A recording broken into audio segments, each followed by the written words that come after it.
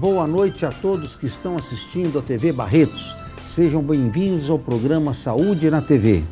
Hoje o assunto que iremos falar é sobre a atuação do psicólogo judiciário. Super interessante.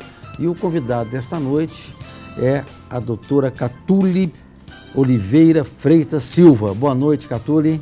Boa noite, muito obrigada pelo convite. É uma satisfação poder compartilhar a minha experiência na justiça com você e com seus telespectadores. Muito obrigado por ter aceito o nosso convite, né? E muito obrigado por ter sugerido um tema super importante, super interessante, que está no nosso dia a dia, né? Inclusive nós vamos falar de adoção e algumas dicas a doutora vai nos dar referente a prevenções com adolescente, com crianças em puberdade, e ela vai dar algumas dicas referente a esse tipo de ação. Agora, você é psicóloga, né? Para formar em psicologia, como é que é no transcorrer até chegar a ser psicóloga, judiciária no caso? Então, é necessário fazer a formação, né, curso superior em psicologia, e não é imprescindível, não é necessário que tenha especialização em psicologia judiciária. A única forma de inserção no Tribunal de Justiça é mediante concurso público. Então foi assim que eu entrei e eu estou trabalhando aqui em Barretos há 11 meses. Então você tem um treinamento para ser psicóloga na parte judiciária? Não, esse treinamento a gente vem recebendo, né, no decorrer do trabalho. Então, assim, um aspecto que eu acho interessante, muita gente confunde a questão da psicologia, da psiquiatria, né? Então tem diferença. O psicólogo é esse profissional que cursou psicologia, que é uma ciência do comportamento, que vai estudar as emoções, os pensamentos, o comportamento de uma forma geral. Já o psiquiatra, ele é um médico, então ele é um médico que teve a formação, fez uma especialização em psicatria, e ele vai tratar essas doenças mentais. E para isso ele pode ou não receitar medicamentos. E o psicólogo já não entra nessa parte. O psicólogo não receita medicação. Ah, tá legal. E em alguns casos eles podem trabalhar em conjunto. A terapia, tem a terapia sem o uso do medicamento, né? Sim. Isso cabe ao psicólogo, no caso, e também ao psiquiatra ou só ao psicólogo? Não, o psiquiatra também pode fazer, né? Ele pode ter uma formação, por exemplo, ele pode ser psicanalista, que é seguir essa abordagem teórica, mas o processo psicoterapêutico, o tratamento, quem está habilitado a fazer é o psicólogo. Só que a minha atuação, que é no Tribunal de Justiça, ela não compete esse tratamento clínico. Então, a gente vai ser um perito do juiz, a gente não faz tratamento clínico, até porque é muito diferente. Por exemplo, a pessoa que vai buscar essa terapia, que vai no consultório, ela vai por meio de uma demanda espontânea. Então, ela tem um sofrimento, ela vai lá para poder tratar. Já na justiça, ela vai por determinação do juiz. Do juiz, tá. Então é diferente, a gente faz uma perícia, a gente não faz um acompanhamento, um tratamento clínico assim. Então você vai fazer, o juiz, ele que indica o psicólogo nos vários tipos de casos que existe ali no judiciário. É isso mais ou menos? Exatamente. E quais são esses casos, né? Qual que é a ação do psicólogo judiciário nesse aspecto? Então, nós trabalhamos com diferentes varas. Nos processos judiciais, a gente tem, por exemplo, a vara da infância e da juventude. A gente vai trabalhar nos casos de adoção, de acolhimento institucional ou desacolhimento, que são aquelas crianças que foram abrigadas. Vamos trabalhar também nos casos de guarda, de ato infracional, que é aquele adolescente em conflito com a lei. E também nos casos de abuso sexual. Só que além da vara da infância, a gente atua também em outras varas. Por exemplo, nas varas cíveis, que tem guarda, modificação de guarda, regulamentação de visita, a interdição, quando alguém tem algum problema com droga, né, dependência química, ou algum transtorno mental. Tem também nos casos de... eu havia dito interdição, né? Então, são vários casos, e também no caso da vara criminal, que a gente atua com relação ao abuso sexual de crianças e adolescentes. Muito interessante. Então, a ação do psicólogo, vamos supor, no caso de abuso sexual, né? Como é que é a ação do psicólogo especificamente nesse caso aí, com relação ao abuso sexual? Como é que ele chega nesse caso? Por exemplo... Assim, que diagnóstico ele vai dar, qual a orientação que o psicólogo, né, você, no caso, vai dar para um juiz para ele agir numa ação? Como é que funciona essa dinâmica? Em todos os casos de processo judicial, a gente só age mediante essa determinação do juiz. Então, o juiz, ele pede, geralmente, eu quero um estudo psicossocial, que é um estudo do psicólogo e do assistente social. A gente faz em separado, né? Aí, então, ele quer saber como que está essa família? Como que está essa criança? Ela está em risco? Ela não está? A partir disso, nós chamamos as partes que a gente julga necessária. A gente chama os pais dessa criança, a gente pode entrar em contato com a escola, com algum vizinho, a gente tem autonomia, né, para poder ver que elementos a gente vai poder fundamentar o nosso laudo.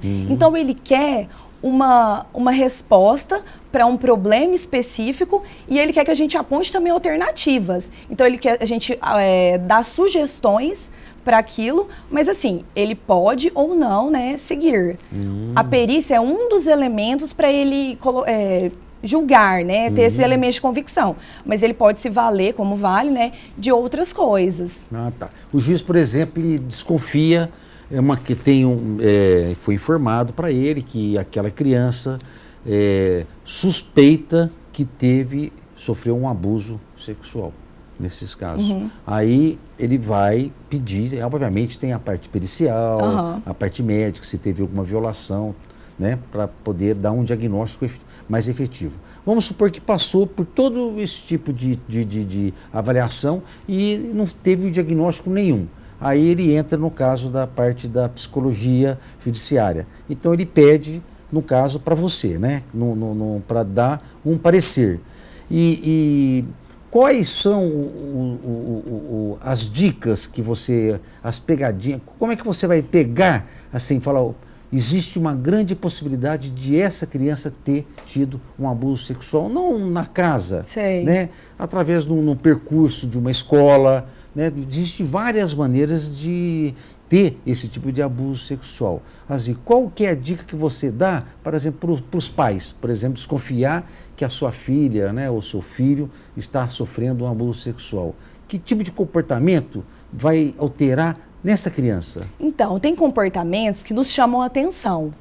Então, a gente os pais, a escola tem que ficar atento no seguinte, por exemplo, a criança que é toda descontraída, ela começa a ficar retraída, começa a apresentar um comportamento agressivo, tem mudanças no apetite, ou ela não quer comer, ou come demasiadamente, mudanças no sono, começa a ter um sono agitado, pesadelos, começa a ir mal na escola. Então, assim, há uma série de indícios que sugerem a ocorrência. Só que um elemento só não vai garantir, né? Precisam de vários elementos. Por exemplo, a criança, ela evita ficar sozinha com determinada pessoa, é algo que o pai deve ficar alerta, né? Por exemplo, também, ela apresenta um comportamento sexualizado, comportamentos que você vê que uma criança daquela idade não tinha condições de apresentar.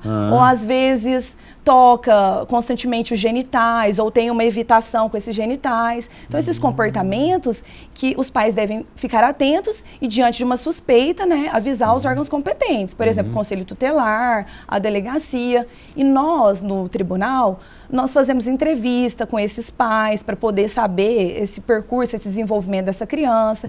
Por exemplo, podemos falar na escola para saber se houve uma alteração desse desempenho. Aí, então, assim, a gente faz também uma hora lúdica com a criança. O que é isso? Por meio, assim, de brincadeiras, a gente tenta acessar esses conteúdos, né?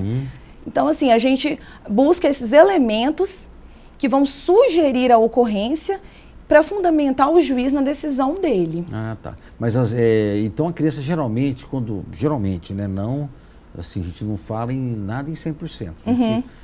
Uma hipótese, às vezes a criança tem aquela mudança de comportamento brusco, né, mudou, uma brusca mudança de comportamento. Alguma coisa está acontecendo, né? Alguma coisa está acontecendo. Por exemplo, a gente tem que descartar essa mudança, assim, né? No caso, vamos supor, dela tá passando alguma situação traumática, os pais estão separando, perdeu um ente querido, é natural que haja uma mudança comportamental em função dessas situações tão difíceis. Agora não está acontecendo nada na vida da criança, aparentemente está tudo tranquilo, e ela começa a ter essa série de alterações comportamentais. Então os pais devem ficar, opa, tem alguma coisa errada. Alguma coisa está acontecendo. Então, assim, o que é preciso? Ter um canal de confiança. Essa criança precisa ter ou o pai ou a mãe para ela poder contar, para ela poder abrir e ela não ser repreendida nisso. Então, ela ser acolhida nesses comportamentos que ela está relatando, ou mesmo a criança pode chegar a relatar para os pais, né? Então, além de vocês, a psicóloga, né, conversa com a criança, vai ter uma conversa com essa criança para tentar descobrir alguma coisa de uma forma muito indireta, né, sem que ela perceba, né, não tem como você ser direto com uma criança que não vai te fornecer nenhum dados, né? Mas às vezes você tem que recorrer às vizinhanças, aos pais, com certeza vai ter que estar conversando. Sempre a gente conversa com os pais. Isso, você tem essa liberdade total para poder fazer esse tipo de... Sim, a gente tem essa autonomia. Né? O juiz quer o esclarecimento do caso, assim, aí os elementos para a gente fundamentar, a gente tem essa autonomia para poder buscar, né? Aí a gente faz, por exemplo, desenhos com essas crianças. Tem várias estratégias, assim, de modo também a não ser uma coisa invasiva, chegar lá, aconteceu ou não? Tá certo. Porque o ambiente do fórum por si só, né, para criança, é um pouco assim aversivo, né? Por exemplo, você aqui de Barretos, está aqui em Barretos, e qual que é a incidência de idade que com mais frequência você pega aqui na nossa região, né? Que aqui é mais regionalizado, né? Olha, eu não sei te falar exatamente, mas é por volta de 7 até uns 10 anos, assim. Sempre pega muito essa faixa etária. E o juiz, como é que ele recebe esse tipo de informação que está existindo um abuso sexual na criança? É os pais que geralmente vêm e relatam para eles? Geralmente é assim? Os pais ou fazem um boletim de ocorrência, né, na polícia, ou vão até o conselho para relatar esse ocorrido. Aí, diante disso, é aberto um processo para poder averiguar essa situação. Aí, o juiz, ele tem vários elementos para poder formar a convicção dele. Desses elementos é a perícia. É a perícia. E a atuação é como uma perícia, no caso, Sim. né? Muito interessante. Vamos para um breve intervalo e já voltaremos.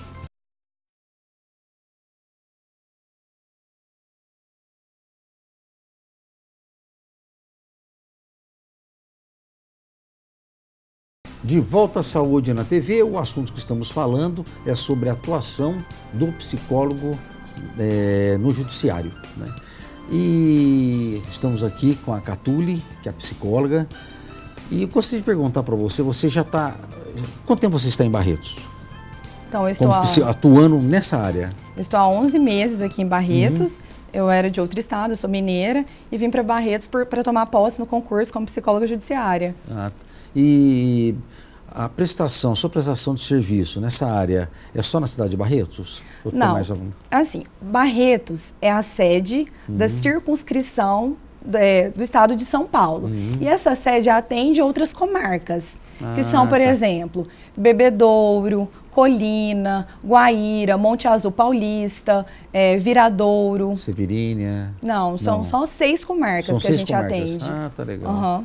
E a incidência, a gente acabou de falar no último bloco com relação ao abuso sexual, né? E a gente estava aqui conversando e é assustador os tipos de casos em abuso sexual na infância. Então é importante que os pais fiquem atentos, né? Sempre conversando com os filhos, né? Sempre aproximando, deixar eles à vontade, porque muitas vezes, quando a criança está à vontade, sem querer ela vai soltando as coisas de uma maneira muito natural, né? É onde que, às vezes, a pessoa consegue captar algum tipo de suspeita de abuso sexual, que é um problema muito grave, né? E que é muito comum em nosso meio, né, doutora? Né? A gente, assim, a partir do momento que tem essa conscientização da população, a gente pode ter a tendência a achar que aumentou, né? Mas acho que é um problema nacional e ocorre em todas as classes sociais. Então, é algo que a gente tem que ficar sempre atento também. E nós, enquanto sociedade, podermos denunciar a ocorrência disso em qualquer lugar, né? Muitas vezes existe medo de fazer o tipo de denúncia, né? Referente a esse tipo aí, né? Tem esses casos aí a pessoa fica preocupada, fica com medo.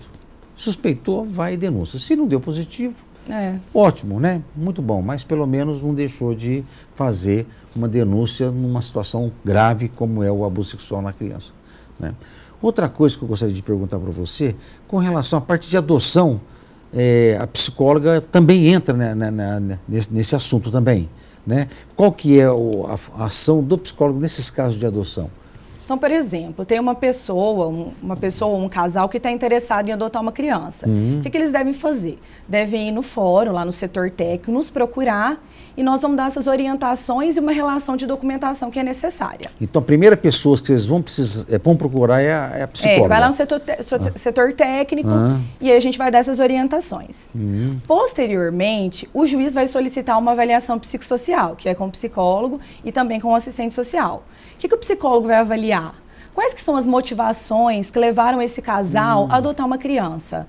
A gente vê algumas motivações, por exemplo, por caridade, porque eu vou pagar uma promessa religiosa. Então, assim, essas motivações, porque um filho morreu e eu quero colocar outro no lugar, essas motivações por si só, né, são complicadas, né, nesse tipo. E acaba não dando certo na adoção, muitas vezes. Sim. Ou não?